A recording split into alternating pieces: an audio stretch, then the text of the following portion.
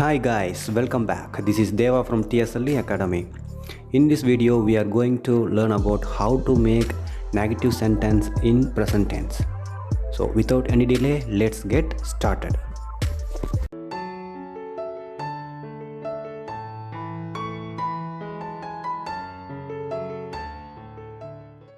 Before we start the class, ஒரு சின்ன request. நம்ம சேனலை சப்ஸ்கிரைப் பண்ணாதவங்க மறக்காமல் சப்ஸ்கிரைப் பண்ணிவிட்டு பாருங்கள். அதே மாதிரி வீடியோ பிடிச்சிருந்தா கட்டாயம் லைக் பண்ண மறக்காதீங்க. உங்கள் கமெண்ட்ஸையும் சொல்லுங்கள். Okay, let's start.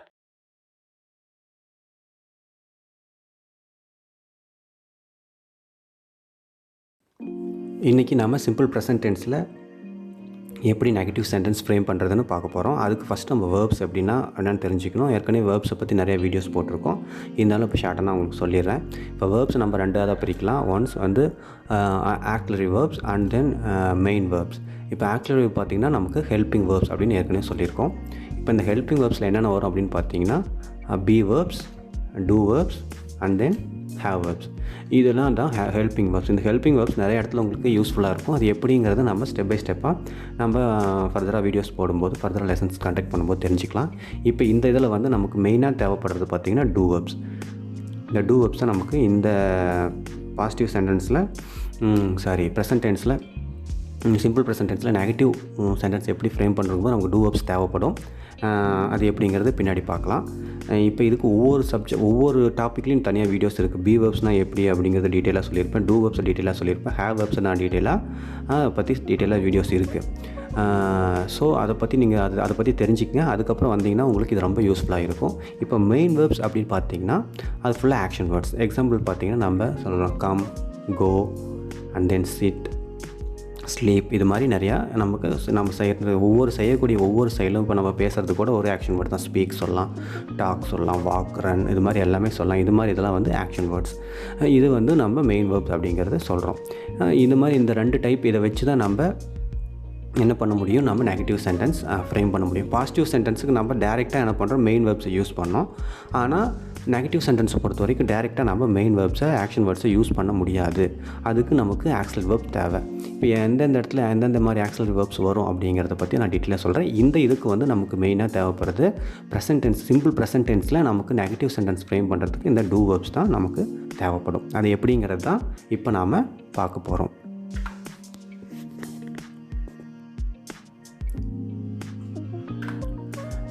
இப்போ நெக்ஸ்ட் ஸ்லைட் பாருங்கள். இப்போ நெக்ஸ்ட் ஸ்லைடில் உங்களுக்கு டீட்டெயிலாக எப்படிங்கிறத சொல்ல போகிறேன். இப்போ ப்ரெசன்ட் டென்ஸில் சிம்பிள் ப்ரெசென்ட்டில் நெகட்டிவ் சென்டென்ஸ் இது பண்ணுறோம். இப்போ இதில் பார்த்தீங்கன்னா நமக்கு எப்படி என்ன பேட்டர்னில் வரும் அப்படிங்கிறது பாருங்கள். கீழே கொடுத்துருக்கேன். சப்ஜெக்ட், அப்புறம் do plus not plus base verb already சொல்லியிருக்கேன். இப்போ நமக்கு சிம்பிள் ப்ரெசென்ட்டில் நெகட்டிவ் சென்டென்ஸுக்கு நம்ம என்ன ஆக்சிலரி வேர்ப் யூஸ் பண்ணுறோம், இந்த டூ தான் நம்ம யூஸ் பண்ணுறோம். ஸோ இந்த டூ இல்லாமல் நம்ம இப்போ இதெல்லாம் நெகட்டிவாக ஃப்ரேம் பண்ண முடியாது. எப்படிங்கிறது நான் இப்போ ஸ்டெப் பை ஸ்டெப்பாக சொல்கிறேன். இது வந்து பார்த்திங்கன்னா except third person singular, he, she, it. Third person சிங்குலரில் என்ன வரும், நமக்கு ஹீ, அடுத்தது ஷீ, இட். இது மாதிரி எல்லாமே நமக்கு வர்றது எல்லாமே தேர்ட் பர்சன் சிங்குலர். இந்த தேர்ட் பர்சன் சிங்குலரில் இருக்கிற தேர்ட் பர்சன் சிங்குலரை தவிர மீதி எல்லாத்துக்கும் நம்ம என்ன பண்ணலாம், இந்த பேட்டர்னை நம்ம பயன்படுத்த முடியும். ஆனால் தேர்ட் பர்சன் சிங்குலருக்கு இதை நம்ம பயன்படுத்த முடியாது. அது எப்படிங்கிற தேர்ட் பர்சன் சிங்குலருக்கு எப்படி பயன்படுத்துறதுங்கிறது பின்னாடி நான் தனியாக ஒரு இதில் சொல்லியிருக்கேன், அதில் பார்த்துக்கலாம். இப்போ பார்த்தீங்கன்னா இப்போ நேர்மறை அப்படிங்கிறது என்னது, நான் வருகிறேன். நேர்மறையாக பேசுகிறது, நான் பாசிட்டிவாக பேசுகிறதுன்னு சொல்கிறாங்களே. அதை நெகட்டிவாக எப்படி சொல்லுவோம், இங்கிலீஷில் பார்த்தீங்கன்னா பாசிட்டிவ் சென்டென்ஸ் சொல்லலாம். சப்ஜெக்ட் வந்து நான் அப்படிங்கிறதுக்கு ஐ, கம் அப்படிங்கிறதுக்கு வந்து பார்த்திங்கன்னா வருகிறேன் அப்படிங்கிறத வந்து கம்முன்னு போடுறோம். டேரெக்டாக பாசிட்டிவ் சென்டென்ஸ் ஈஸியாக முடிஞ்சிருச்சு. ஆனால் நெகட்டிவ் சென்டென்ஸை நீங்கள் அப்படியே சொல்ல முடியாது. நம்ம தமிழில் என்ன சொல்கிறோம், இந்த வருகிறேன் அப்படிங்கிறது இந்த மாட்டேன் அப்படின்னு சொல்லி போட்டுடுறோம்.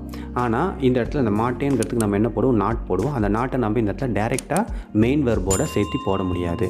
இப்படி போடுவோம். நம்ம ஆக்சுவலாக நிறைய பேர் இப்படி பேசுவாங்க, ஐ நாட் கம் அப்படின்னு சொல்லலாம். ஐ நாட் கம் அப்படின்னு போட்டால் அது தப்பு. அதை எப்படி போடணும் அப்படிங்கிறத பாருங்கள். அந்த நாட்டை நம்ம போடக்கூடாது. அந்த நாட்டை எடுத்துகிட்டு நம்ம ஃபஸ்ட்டு என்ன பண்ணணும், மெயின் வேர்பை எடுக்கணும். இப்போ இந்த மெயின் வேர்ப் என்ன, இந்த இடத்துல கம். இப்போ இந்த மெயின் வேர்பை எப்படி பிரிக்கலாம் அப்படின்னா, அந்த மெயின் வேர்பில் டூ அப்படிங்கிற ஒரு ஆக்சிலரி வேர்ப் எப்பயுமே மறைஞ்சிருக்கும். இங்கிலீஷில் அப்படி தான், நமக்கு தேவையான இடத்துல அதை எடுத்துக்குவாங்க, தேவையில்லாத இடத்துல அதை மறைச்சி வச்சுருவாங்க. நம்ம போட வேண்டிய அவசியம் இல்லை. இப்போ பார்த்தீங்கன்னா அந்த மெயின் வெர்பை எப்படி பிரிக்கலாம் அப்படின்னா டூ ப்ளஸ் கம் அப்படின்னு பிரிக்கலாம். அதை பிரிக்கும்போது இப்போ அந்த நாட் அப்படிங்கிற நெகட்டிவ் வேர்டை இந்த ஆக்சிலரி வேர்போடு தான் நம்ம சேர்த்தணும். எப்படி சேர்த்தணும்? ஆக்சிலரி வேர்போடு எப்படி சேர்த்தணும் பாருங்கள். Do plus not plus come. சரியா? இப்போ do plus not plus come சேர்த்தியாச்சு. இப்போ இதை அந்த ப்ளஸ்லாம் எடுத்துகிட்டு எழுதுனா டூ நாட் கம் அப்படின்னு எழுதுவோம். இந்த டூ நாட் கம் அப்படிங்கிறது பார்த்திங்கன்னா ரொம்ப நீளமாக லென்த்தியாக இருக்குது. It's very too long. So என்ன பண்ணுறாங்க, இதை ஷார்டன் பண்ணுறாங்க. அந்த ஓவை எடுத்துகிட்டு அப்போஸ்ட்ரோஃபி போட்டு டோன்ட் கம் அப்படின்னு மாற்றுறாங்க.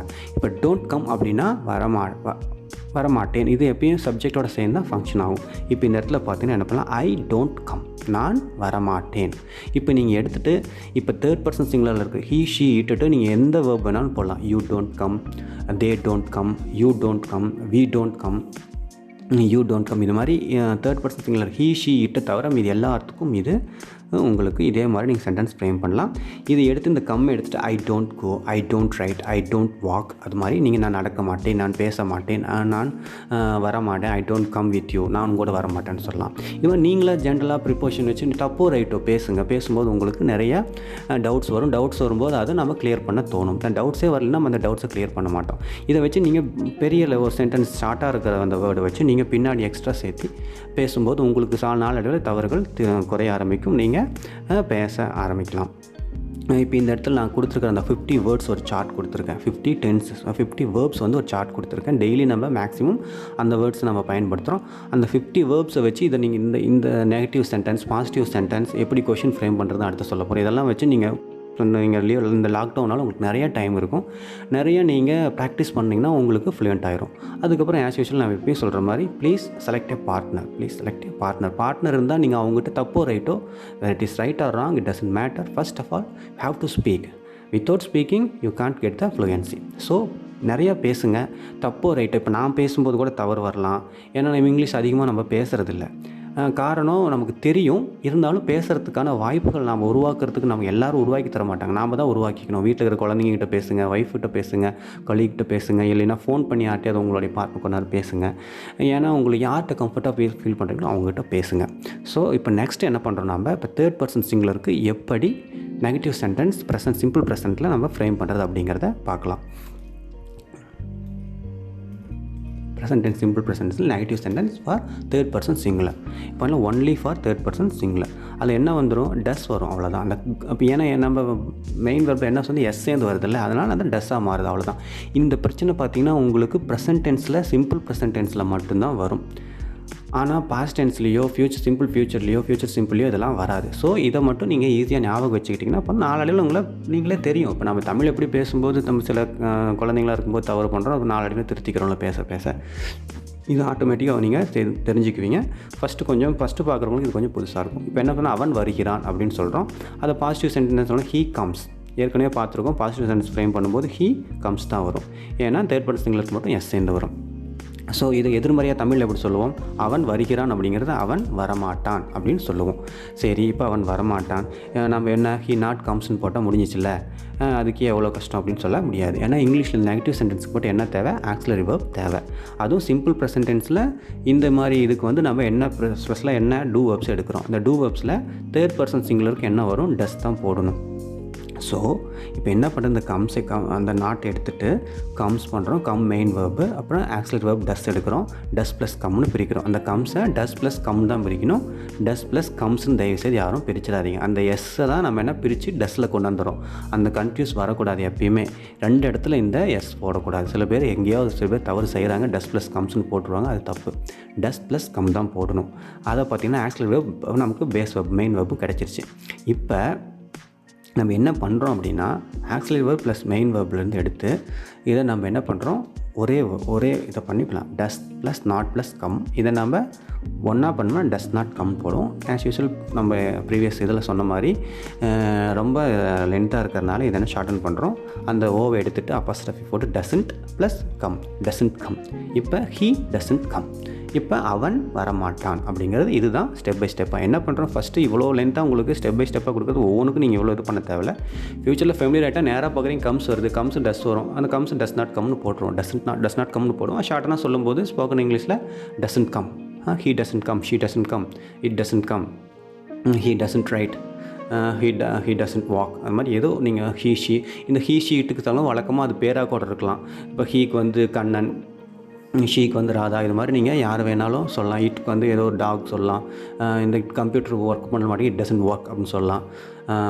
அது மாதிரி நீங்களும் கற்பனையாக இருக்கிற தமிழில் இருக்கிறத நீங்கள் நிறையா ட்ரான்ஸ்லேட் பண்ணுங்கள். நிறையா ட்ரான்ஸ்லேட் பண்ணும்போது உங்களுக்கு இந்த கம்முங்கிறது எல்லாம் நம்ம ஃபஸ்ட்டு பாருங்கள் கோ பார்த்தோம், இப்போ கம் பார்த்துருக்கோம். நீங்கள் எடுத்துகிட்டு வாக் பாருங்கள், நீங்கள் ரன் பாருங்கள். டெய்லி நீங்கள் செய்கிற சாப்பிட்றது, ஈட்டு, ஸ்லீப்பு, இது மாதிரி உங்களுக்கு ரெகுலராக சிட்டு, வாக்கு, டாக், இது மாதிரி ரெகுலராக இருக்கிற ஈஸியான வேர்ட்ஸை வச்சு ஃபஸ்ட்டு ஃபெமிலியர் பண்ணுங்கள். உங்களை சுற்றிலும் நடக்கிறத நீங்கள் அதிகமாக இந்த கடைக்கு போய் என்ன பண்ணுவீங்க, பை வாங்குவீங்க, இல்லை விற்கிறாங்க, செல், அது மாதிரி நிறையா என்னென்னலாம் உங்களுக்கு ரெகுலராக அந்த 50 சார்ட் பார்த்திங்கன்னா உங்களுக்கு நிறையா புரியும். அந்த சார்ட்டில் வந்து நிறையா வேர்ப்ஸ் கொடுத்துருக்கேன். 50 வேர்ப்ஸும் பார்த்திங்கன்னா நம்ம ரெகுலராக அதை தாண்டி நம்ம மேக்ஸிமம் பெருசாக யூஸ் பண்ண மாட்டோம். அப்படி யூஸ் பண்ணாலும் நீங்கள் அதை வந்து டிக்ஷனரிலையோ அல்லது நெட்டில் நீங்கள் சர்ச் பண்ணவோ ஈஸியாக கிடைக்கும். இப்போ இது முடிஞ்சிருச்சு. தேர்ட் பர்சன் சிங்குலர் எப்படி பண்ணுறதுன்னு பார்த்தாச்சு. இப்போ பார்த்தீங்கன்னா அடுத்தது இப்போ எல்லா சப்ஜெக்ட்டுக்கும் நான் வரிசையாக கொடுத்துருக்கேன். அதில் பார்த்தீங்கன்னா first present tense, simple present tense, negative சென்டென்ஸில் பாருங்கள் என்ன வருது.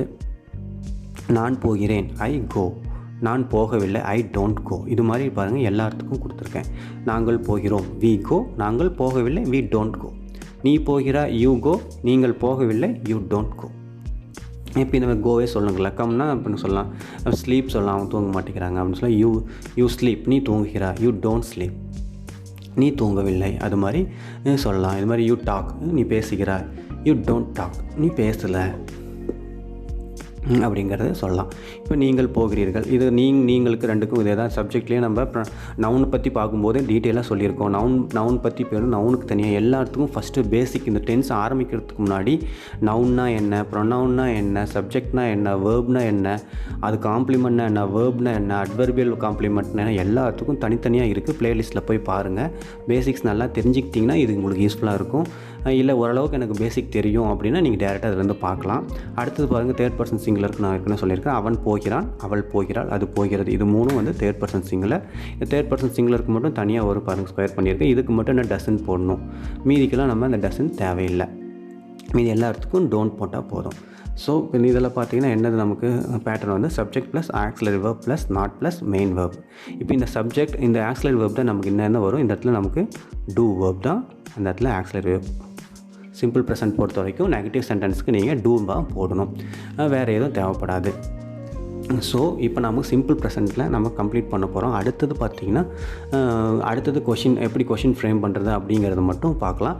அதே மாதிரி கொஷின் ஃப்ரேம் பண்ணுறதுக்கும் ஆக்ஸிலரி வேர்ப் இல்லாமல் நம்மளால் கொஷின் ஃப்ரேம் பண்ண முடியாது. ஸோ ஆக்ஸிலரி வேர்ப் பற்றி நல்லா தெரிஞ்சுக்கங்க. இந்த டூ வேர்ப் பற்றி தெரியலனா ஃபஸ்ட்டு டூ வேர்ப் வீடியோ ஃபுல்லாக பாருங்கள். நாங்கள் ஐ பட்டன்லேயும் கொடுக்குறேன். தென் உங்களுக்கு வந்து நான் லிங்க் டிஸ்கிரிப்ஷனில் கொடுக்குறேன், நீங்கள் பாருங்கள். பார்த்துட்டு இது பார்த்திங்கன்னா உங்களுக்கு இன்னும் யூஸ்ஃபுல்லாக இருக்கும். This is end of today's lesson. Next class topic வந்து பார்த்திங்கன்னா framing questions in simple present tense. So this is end of today's class. We will meet in the next video. Till then, take care. Bye bye.